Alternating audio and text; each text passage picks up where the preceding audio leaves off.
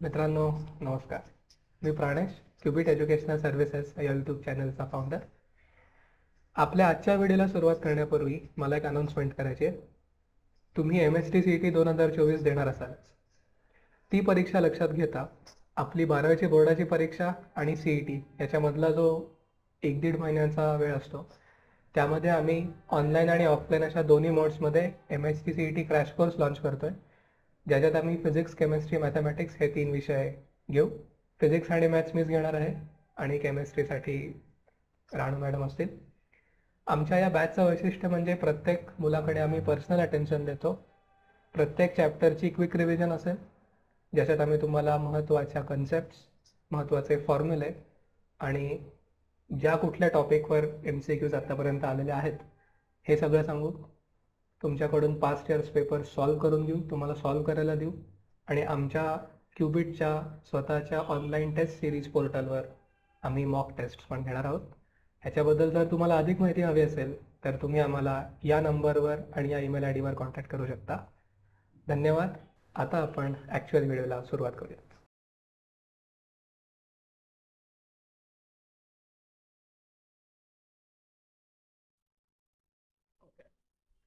Simple question. Two tuning forks of frequencies 320 Hz and 340 Hz are sounded together to produce sound wave. The velocity of sound in air is 326.4 meters per second. Calculate the difference in wavelengths of these waves. आत्ता मगाशी जो formula बघितला तोच आता वापरूया. Formula आहे V = n lambda. V आहे speed, n आहे frequency and lambda is wavelength. आता डिफरन्स इन वेवलेंथ विचारलाय ना, सो वेवलेंथ काय असणार आहे V/n. आधी लॅम्डा 1 काढूया. काय वेगळं आहे इथं? n1 वेगळं आहे, फ्रिक्वेन्सी वेगळी आहे ना. Speed of sound is 326.4. n1 किती आहे? 320 मीटर. लॅम्डा 2 किती येईल? V/n2 किती येणार ते? स्पीड तोच, फ्रिक्वेन्सी 340. ज्याची फ्रिक्वेन्सी जास्त त्याची वेवलेंथ कमी, बरोबर? Simple mathematics. ज्याची फ्रिक्वेन्सी कमी त्याची वेवलेंथ जास्त. सो लॅम्डा 1 मायनस लॅम्डा 2 घेऊया. Take 326.4 common. सो आतमध्ये येईल आणि ओके, आधी असं करूया. 1/320 मायनस 1/340.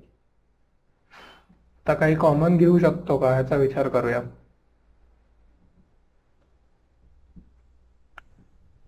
आय थिंक आपण 40 कॉमन घेऊ शकतो डिनॉमिनेटर मधून, म्हणजे हे होईल 1/8 आणि हे किती होईल बरं? 40 कॉमन घेऊ शकतो का? नाही, सॉरी, 20 कॉमन घेऊया. ओके, 20 कॉमन घेऊया, just to make the calculations easier. 20 common गेलं तर इथे येतील 16 आणि इथे येतील 17. ठीक आहे. सो 326.4/20 इंटू ब्रॅकेट 17 वजा 16 1, right. So it will be 1/16 into 70. Okay, now what are we going to do? First let's make this 10. So this will be 16 3 point. Okay. आता 16 इंटू 17 बघा बरं किती येत आहे. नाही, त्याच्या जवळ जाईल का ते? नाही, म्हणजे आपल्याला आता लॉग टेबल्सनी काहीतरी कॅल्क्युलेशन्स करावी लागतील. ओके, 163.2 अपॉन, आता हे आधी करून टाका म्हणजे तुम्हाला इझी होईल. काय? 16 इंटू 70. ओके, 17 सो 10, 17 17 आणि 10 27. So 2720 in the denominator and 163.2 in the numerator. ठीक आहे, कळलं? लॉग टेबल्स आहेत का? करूयात. log 163.2 minus log 2720.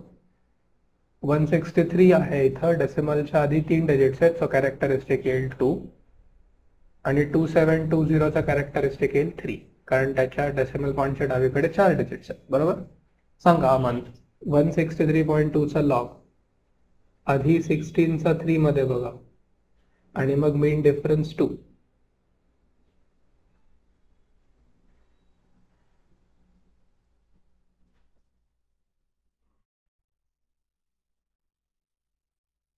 To 1 double 2 आणि मीन डिफरन्स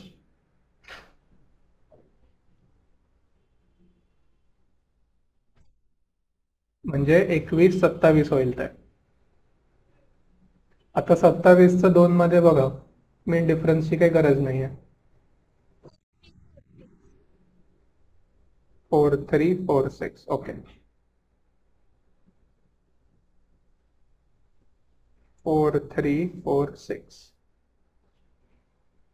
आता आपल्याला माहिती आहे उत्तर निगेटिव्ह येणार आहे, सो काय करायचं, निगेटिव्ह आधीच लिहून घ्यायचं आणि 3.4346 मधून 2.2127 सबट्रॅक्ट करा. ओके, 16 9 हे ओके, इथं 3 येणार राईट. 3 - 2 1, 3 - 1 2, 4 - 2 2. ओके, सो 1.2219 येणार तर. Okay, negative 1.2219. आता आपली नेहमीची ट्रिक काय, आधी मायनस साईन, ओके -1 लिहून घेऊयात, मग अजून एक -1 आणि एक 1 ऍड करायचा, -0.2219. ही ट्रिक माहिती आहे ना तुम्हाला. ही ट्रिकची गरज काय, कारण मॅन्टिस हा कधीही निगेटिव्ह नसतो, त्याच्यामुळे हे जे एकदा आपण -1 आणि एकदा +1 केलंय ते आपल्या सोयीसाठी केलंय. मग पहिला जो ऑलरेडी असणारा -1 आणि हा यांची ऍडिशन करून त्याला लिहिता येईल आपल्याला /2. बरोबर. आणि हे 1 - 0.2219 काय होईल, 1 10 - 9 1 9 - 1 8 9 - 2 7 9 - 2 7. Okay, so what is the difference in the wavelengths? Anti-log /2.7781. बरोबर. आता बघा अँटी-लॉग टेबल मध्ये काय बघणार, आधी 0.770 8 चा कॉलम आणि मग मीन डिफरन्स कितीचा बघणार, 1 चा बघ. ओके, आणि मीन डिफरन्स किती आहे, म्हणजे 5999 येणार तर. बरोबर, 5999. आणि कॅरेक्टरिस्टिक किती आहे, /2. नीट विचार करा, इथे जर डेसिमल दिला तर कॅरेक्टरिस्टिक 0, इथे दिला तर /1 म्हणजे ते 0.0 असं द्यावं लागेल आपल्याला मीटर. मला अप्रॉक्सिमेट किती करू शकतो आपण, 0.06 metre. The wavelength of two sound waves in air, the wavelengths of two sound waves in air are 81/173 meters and 82/171 meters. They produce 9 beats per second. Calculate the velocity of sound in air. Okay, so let us assume that the velocity of sound is v. Okay.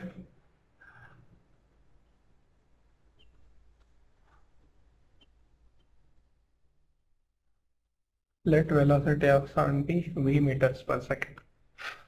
Now, when we say 9 beats per second, what does it mean? It means the difference between their frequencies is 9 bits. आपल्याला माहिती आहे, beat frequency is actually the difference between the two frequencies. We know that. And if we are writing n1 minus n2, then we have to say that n1 is greater than n2. Okay? And what is the third formula that we know? Speed is equal to frequency into wavelength. बरोबर, हा आपला formula नका विसरू, frequency into wavelength. Okay, fine. So what can we write for the first equation, for the first data, for first sound that we can write? V is equal to n1 into 81/173. Okay, so what can I say about N1? 173V upon 81 आणि N2 किती होईल? N2 होईल 171V upon 82.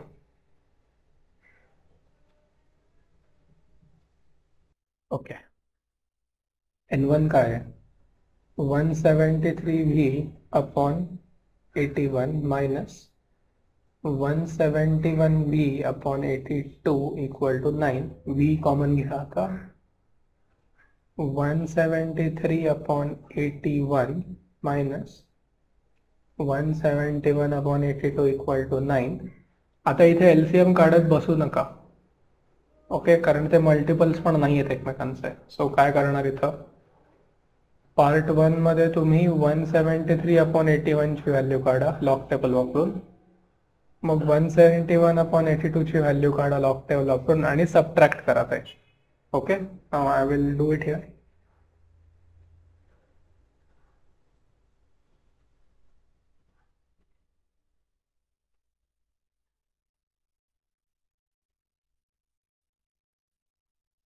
Okay, आता 9 ला याने divide करावं लागेल ना.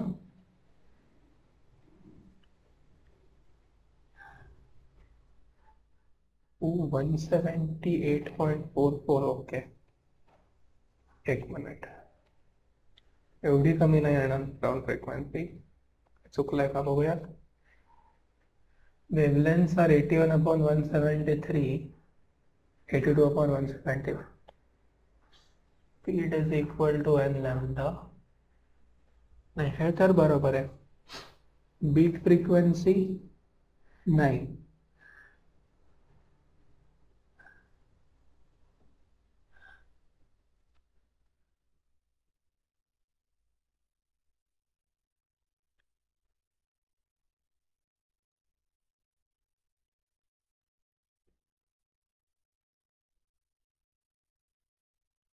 नाही, आपलं उत्तर बरोबर आहे 178. ह्याचा डबल केलं तर कदाचित 369 येऊ शकेल, 356. पण 9 बीट्स पर सेकंड प्रोड्यूस करतात ना. बीट फ्रिक्वेन्सी ही नेहमी इंडिव्हिज्युअल फ्रिक्वेन्सीचे सबट्रॅक्शन असतं. ठीक आहे, तुम्ही हे लिहून घ्या. C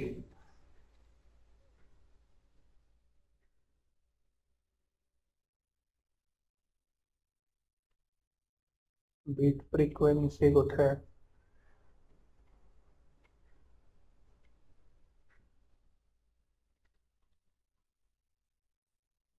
okay, frequency of beats is N1 minus N2. हा फॉर्म्युला इथे वापरला 6.39. ओके, सो त्यांचं मे बी प्रिंटिंग मिस्टेक झाली असेल. आपण हा फॉर्म्युला इथे वापरलेला आहे N1 minus N2 equal to 9. आता तुम्ही म्हणाले की मग जर ते उलटं केलं तर काय फरक पडेल? तर उलटं केलं तर उत्तर निगेटिव्ह येईल फक्त. ओके, N2 मायनस N1 केलं तर त्याचा फरक नाही पडणार.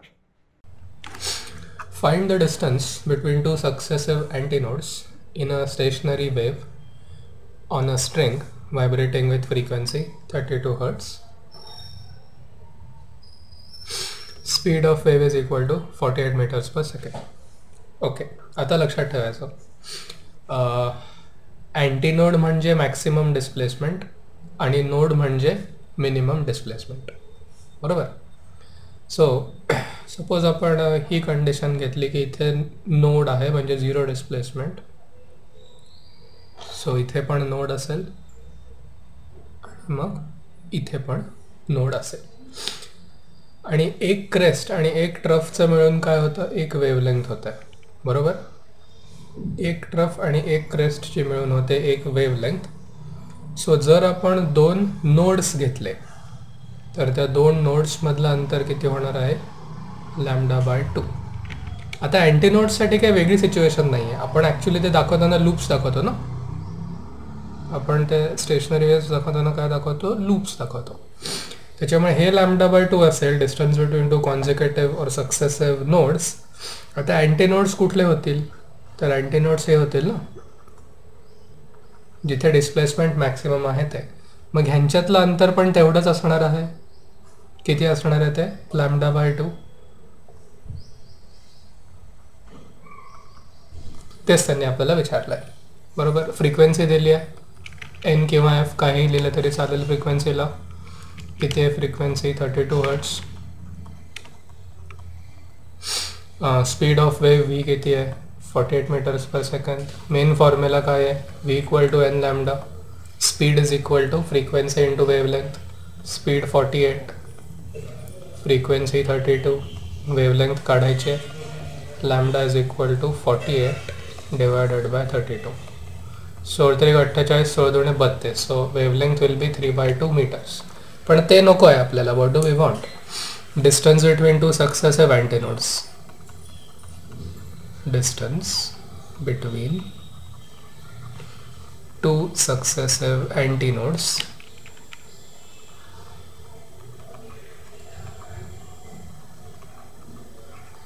आता डिस्टन्स बिटवीन टू सक्सेसिव्ह अँटीनोड्स म्हणजेच distance between two successive nodes विचारलं नाही आहे, पण लक्षात ठेवा ते विचारलं तरी त्याचं उत्तर तेच येणार आहे. Okay, which is λ/2. Lambda is 3/2.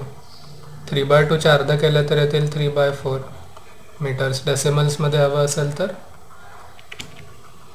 0.75 metres per. Okay, metres. लक्षात आलेलं आहे का? परत सांगू. हा नोड आहे. ओके, हा नोड आहे, हा नोड आहे आणि हा नोड आहे आणि हे बाकीचे आहेत antinode. A sonometer wire 1 meter long weighing 2 grams is in resonance with a tuning fork of frequency 300 Hz. Find the tension in the sonometer wire. Let us write down the formula. काय आहे formula? Fundamental frequency तीच assume करायची. Okay, n fundamental is equal to 1/2L into under root T divided by M. बरोबर, हा formula आहे. ह्याच्यातलं काय काढायचं आहे? Find the tension in the wire. So T काढायचं आहे. लेंथ दिली आहे 1 मीटर लॉंग. आता नीट बघा, एम काय आहे? मास पर युनिट लेंथ आहे ते. बरोबर, एम हा नुसता मास नाही आहे. काय येते? लिनियर डेन्सिटी म्हणतो किंवा मास पर युनिट लेंथ. बरोबर, मग हे कसं काढणार? Total mass divided by length. How much is the total mass? तर ते आहे 2 ग्रॅम. त्याला किलोग्रॅममध्ये कन्वर्ट करायला विसरायचं नाही. लेंथ 1 मीटरच आहे.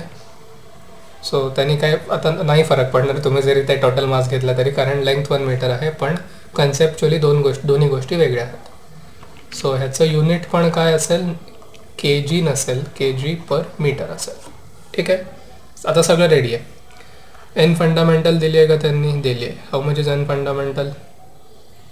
एकच फ्रिक्वेन्सी दिसते, 300 हर्ट्स. झालं, सगळं फॉर्म्युला टाका.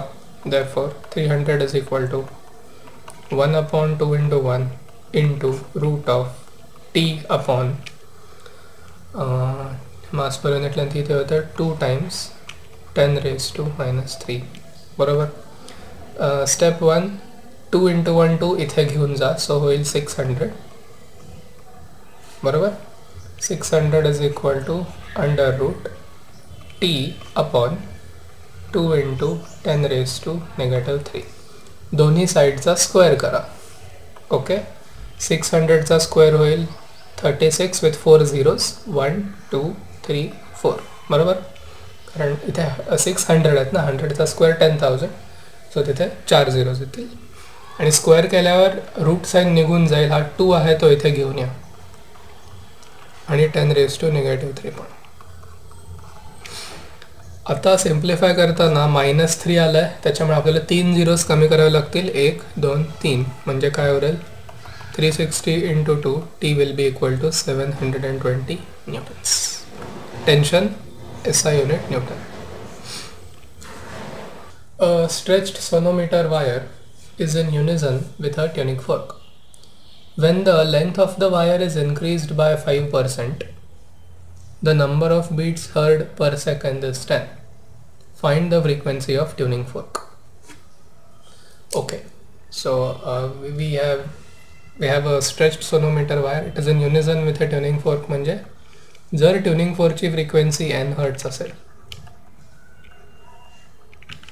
okay, suppose let us assume that the frequency of tuning fork is n, okay, tuning fork frequency.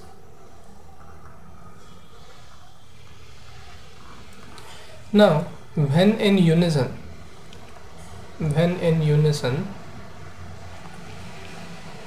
frequency of sonometer will also be equal to that of tuning fork, बरोबर, कारण in unison आहेत ना, म्हणजे एकत्र आहेत. ठीक आहे. So what we are going to say is let L1 be the original length of sonometer wire. Okay, let L1 be original length of sonometer wire. Now the formula says that n is equal to 1 upon 2L under root T by M. So n varies inversely with L, बरोबर, म्हणजे NL equal to constant. आता नीट बघा, पहिल्या केसमध्ये त्यांनी आपल्याला काय म्हटलेलं आहे, L1 is the original length of sonometer wire, so I can say that n is directly proportional to 1 upon L1. Okay, fine. ठीक आहे. आता ते काय म्हणतात, when the length of the wire is increased by 5%, so new length is equal to old length plus 5% of the old length. आता 5% म्हणजेच काय, तर 5 upon 100. ओके, 5% म्हणजेच 5 upon 100. So you can write it as 1.05 L1. हे कळालं, new length is equal to 1.05 L1. Yes, इथपर्यंत हा part okay. आता तुम्ही मला सांगा, जर n आणि L हे इन्व्हर्सली प्रपोर्शनल असतील एकमेकांना, लेंथ वाढली तर फ्रिक्वेन्सी कमी होईल का जास्त होईल? कमी होईल. म्हणजेच काय, न्यू फ्रिक्वेन्सी जी असेल, न्यू फ्रिक्वेन्सी काय असेल, ओल्ड फ्रिक्वेन्सी -10. का -10? Because beat frequency is 10. बरोबर. How many beats do we heard per second? 10. आणि तो म्हणजे त्या दोन फ्रिक्वेन्सीज मधला डिफरन्स ना. आणि मगाशी आपल्या आर्ग्युमेंट प्रमाणे जर लेंथ वाढली तर फ्रिक्वेन्सी कमी व्हायला पाहिजे. सो न्यू फ्रिक्वेन्सी ही ओरिजिनल फ्रिक्वेन्सीच्या 10 हर्ट्स कमी असेल. लक्षात आलेलं आहे? ओके, मग आता आपण आपला फॉर्म्युला वापरूया. ओके ओके, लास्ट पार्ट इथे लिहितो. Part 1, Part 2, and let me write Part 3 here. Therefore, by law of length, नीट बघा आता, n into L1 is equal to n minus 10 into 1.05 L1. काय केलं? NL इक्वल टू कॉन्स्टंट माहीत होतं. Left साईडला आहे n into original length, right साईडला आहे n मायनस 10 इंटू 1.05. म्हणजे ज्या प्रपोर्शननी आपण L1 वाढवतोय त्या प्रपोर्शननी हे कमी झालं पाहिजे. So n minus 10 into 1.05 L1. Have you understood this equation? How we applied the law of length? Yes, और still there is any doubt? Understood? Okay, L1 will get cancelled. L1 will get cancelled.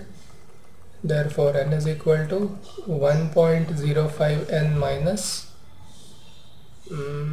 1.05 into 10 10.5. आता 10.5ला इथे घेऊन या,